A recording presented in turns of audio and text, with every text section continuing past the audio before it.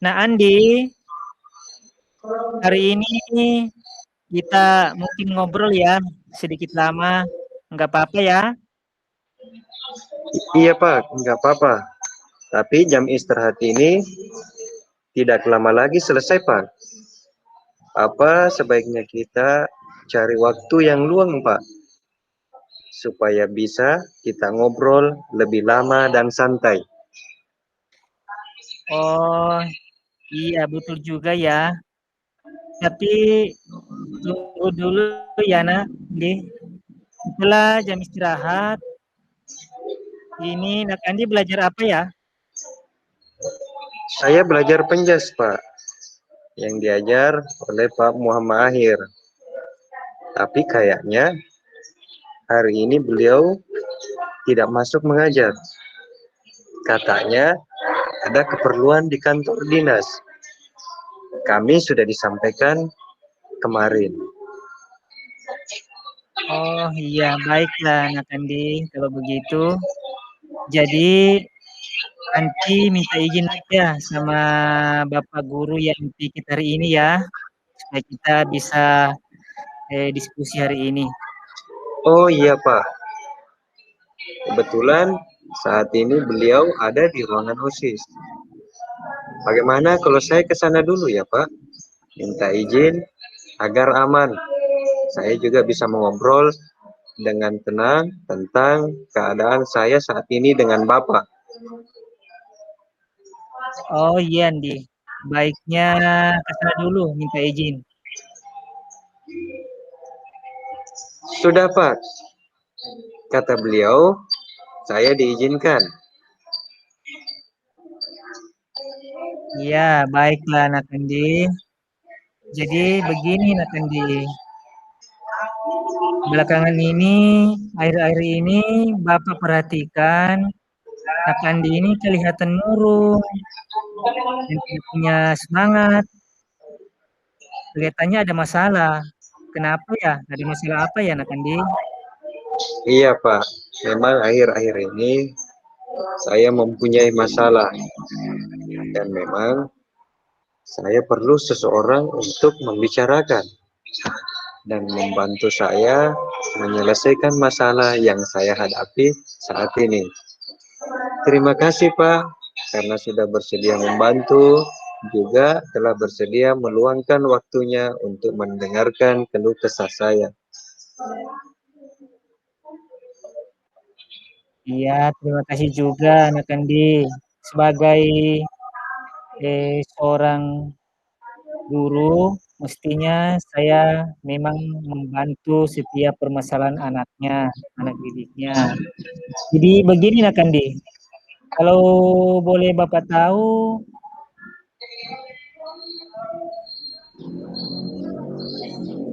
apa Nak Andi yang ingin akan dicapai dari hasil diskusi kita hari ini? Begini Pak, hari ini saya ingin Bapak membantu saya bagaimana saya bisa mendapatkan solusi dari masalah saya Pak. Saya ingin tahu kenapa bisa seperti ini. Saya juga kurang tahu apa penyebabnya. Oh iya Nak Andi. Jadi begini Nak Andi, kalau boleh lebih tahu dalam lagi, coba Nak Andi ceritakan ke Bapak apa yang Nak Andi rasakan saat ini.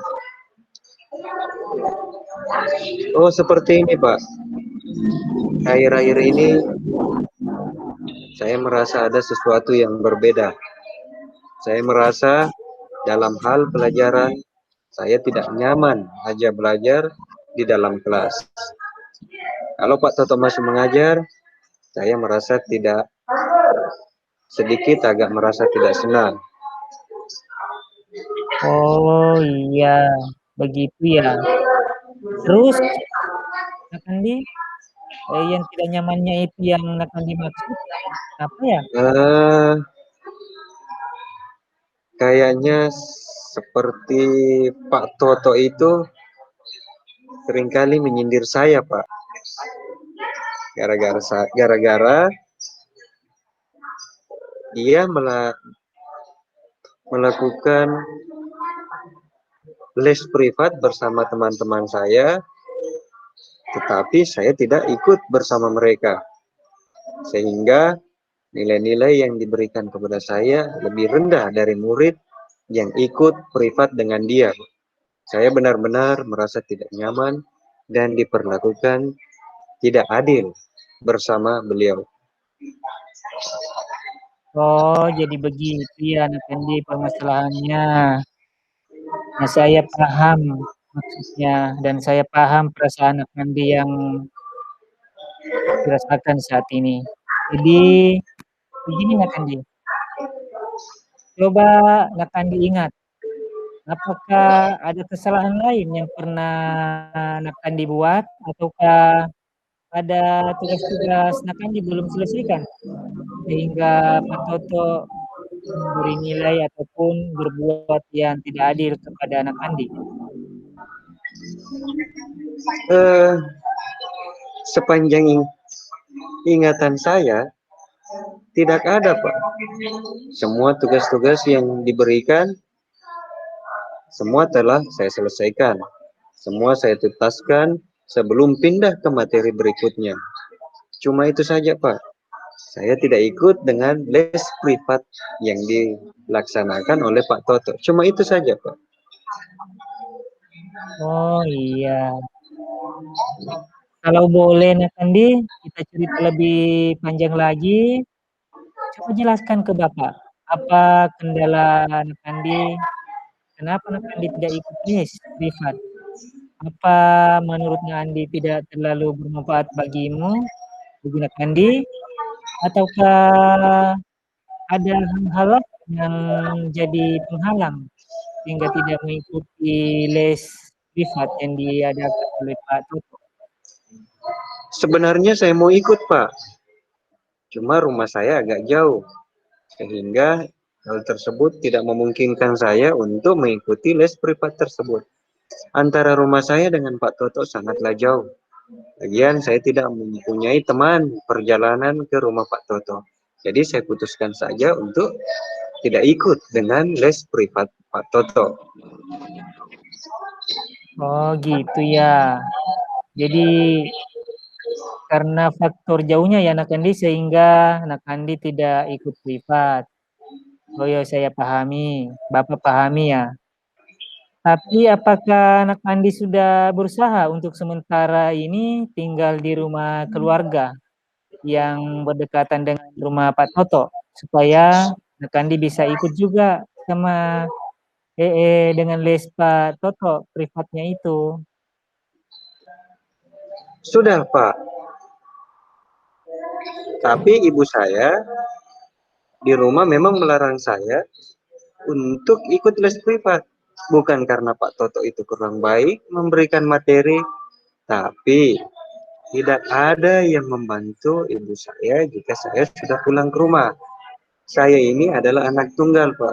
Saya adalah anak satu-satunya di keluarga saya. Jadi ketika pulang ke rumah, saya juga mempunyai kewajiban untuk membantu orang tua saya menjual. Oh gitu ya Nak Andi. Jadi baiklah Nak Andi, Bapak sudah paham keadaannya, sudah paham permasalahannya.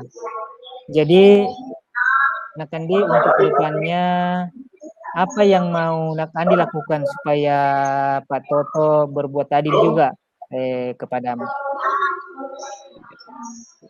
Iya. Saya ingin bertemu dengan Pak Toto untuk meminta maaf dan membicarakan masalah saya ini. Mudah-mudahan Pak Toto dapat memaklumi keadaan saya. Lalu yang kedua, saya juga berjanji pada Pak Toto bahwa semester depan saya akan berusaha untuk mengikuti les privat yang dia adakan.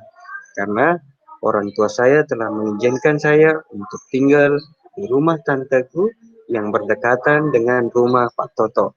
Saya yakin Pak Toto itu sebenarnya sangat menyayangkan negara saya tidak ikut les privat. Takutnya saya tidak dapat menyelesaikan studi saya dengan baik, Pak. Oh iya, baiklah. Nah, Kandi, kalau memang eh, Ibu Ibu Nakandi sudah memberikan izin untuk tinggal di rumah keluarga untuk sementara, lalu Nakandi, ide yang bagus sekali. Ide yang bagus sekali tadi itu, Nakandi. Jadi untuk selanjutnya langkah-langkah yang mau Nakandi tempuh sudah baik. Lalu apakah masih ada yang lain yang ingin dilakukan selain tadi tinggal di rumah keluarga? Apakah masih ada yang lain-lain yang mau dilakukan, Nakandi? Begini, Pak. Kebetulan Pak Lukman juga membuka les privat di dekat rumah saya.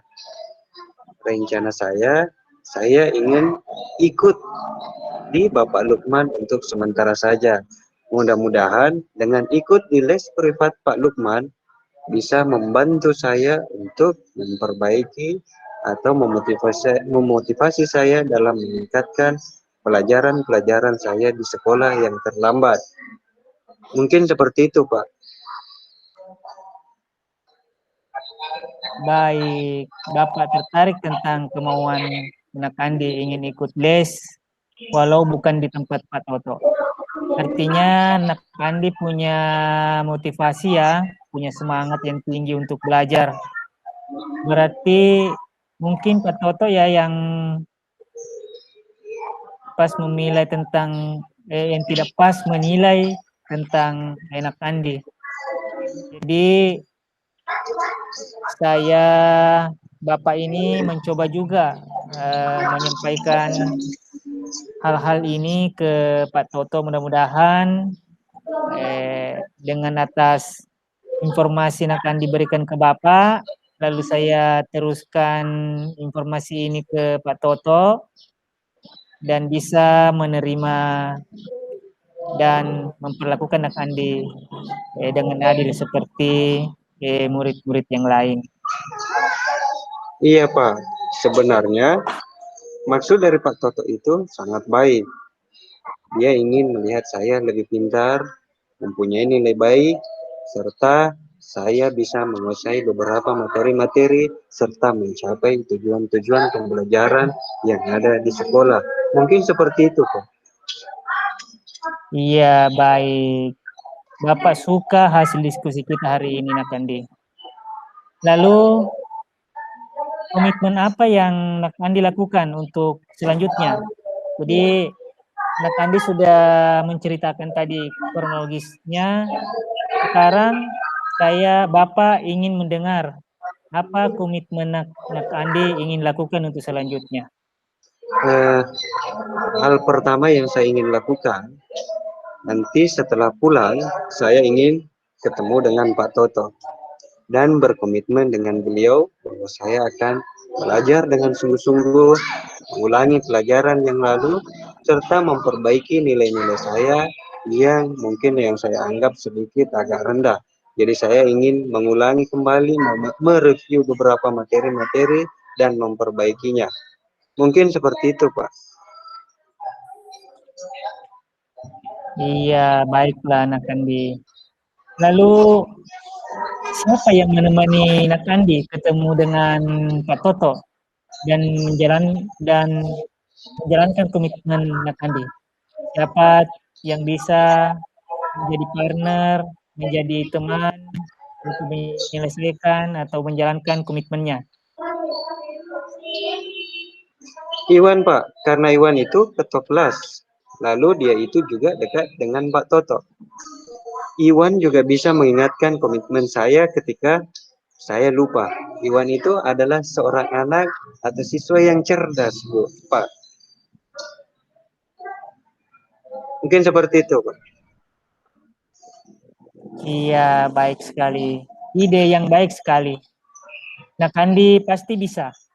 Dan selanjutnya, Nakandi sudah mengucapkan komitmen, sudah ingin melaksanakan apa yang sudah diikrarkan, apa yang sudah diucapkan, akan ingin bertanggung jawab. Dan saya rasa diskusi kita ini sudah cukup baik, cukup menarik, dan mudah-mudahan diskusi kita ini Nakandi bisa mendapat solusi, bisa mendapat jalan keluarnya dari permasalahan Nakandi yang dialami Nakandi. Saya kira sudah cukup. Mudah-mudahan ada manfaatnya ya Nakandi.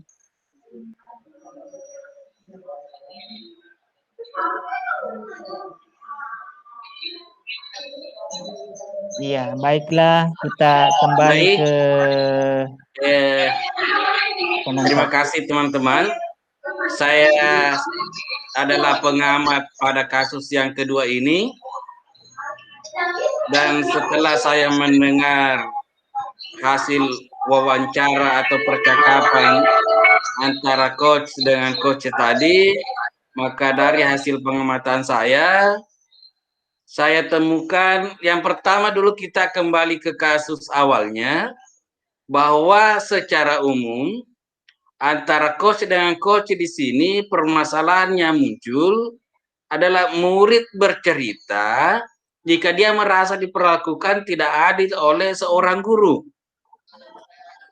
Guru tersebut membuka les privat, pengamat Ibu. Ya, guru tersebut membuka les privat dan sebagian besar murid di kelas mengikuti les privat tersebut. Kecuali murid yang bermasalah tadi. Murid tersebut merasa tidak nyaman ketika guru sering menyindir murid yang tidak mau ikut les. Bahkan murid tersebut merasa bahwa nilai yang diberikan tidak adil dibanding dengan murid yang mengikuti les.